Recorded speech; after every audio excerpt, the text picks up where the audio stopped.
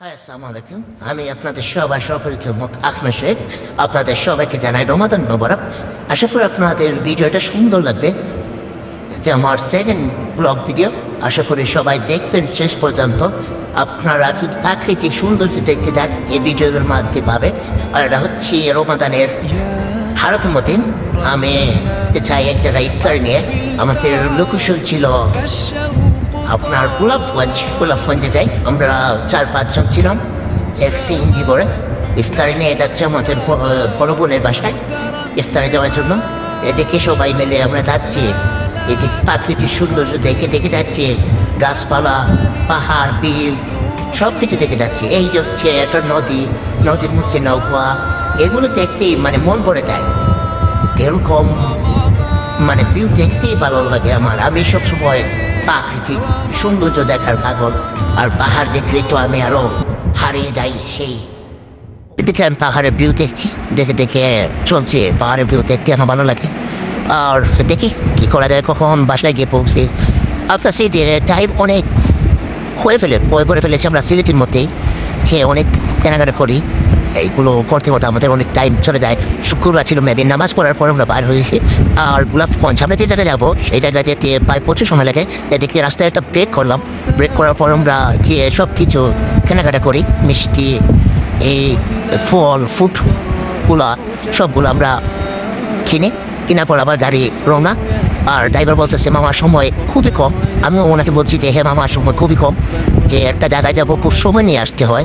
তার জন্য আমরা ভাবতেছি যে শুক্রবার কেন আমরা এই ফাংশনটি করে আমরা এখন বাড়িতে চলে আসলাম।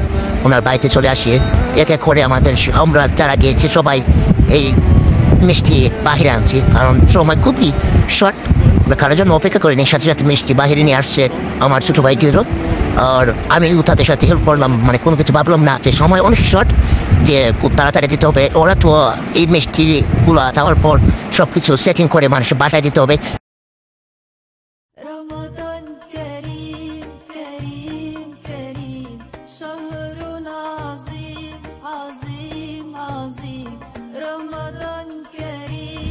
এদিকে ভাই আমাদের এসে হেল্প করতেছেন। আমরা চারপাশে যে আমাদের দুলো ভাই দেশীয় বাইরে থাকেন, তার জন্য ওনার বড় ভাই। এদিকে আমি কাজে বিজি, কারণ আমি তো কিছুতে হেল্প করতে হবে ভাইদের। আমি এক এক করে সব সামান নিচে রাখছি, আর সবাই নিয়ে যাচ্ছেন এখান থেকে। আর কাজে বিজি থাকলে রমজানে কাজ করা ভালো। আর আত্মীয়র বাড়িতে গিয়ে যে তাদেরকে হেল্প করতে পারো তা তো আরও ভালো। আর তরমুজ আমি এসে রাখলাম। আর এইদিকে শয়তানি করছে রমাদানের মধ্যে। আত্মীয়র বাড়িতে গিয়ে যাওয়ার পরও শয়তানি তার থামছে না। এদিকে বাপ মা আরমান খুব বিজি, সে কারণে যাচ্ছে ভিতরে। মানে সৌন্দর্য এটাই সুন্দর, মহাব্বত সব কিছু। এদিকে আমাদের ইফতার টাইম হয়ে গিয়েছে। আপু সব কিছু সাজাচ্ছেন, ভাইও খুব বিজি হয়ে পড়েছেন। কী করবেন, আমাদেরকে কেমন করে কি আপ্যায়ন করবেন তাই নিয়ে খুব বিজি। আর আগেও জানতাম গোলাপগঞ্জের মানুষ খুব আত্মীয় মানুষ, তাদের মন অনেক বড়। रोज़ा अफ्तार करने की दुआ। अल्लाहुम्मा इन्नी लका सुमतु व बिका आमन्तु व अलैका तवक्कलतु व अला रिज़्क़िका अफ़्तरतु।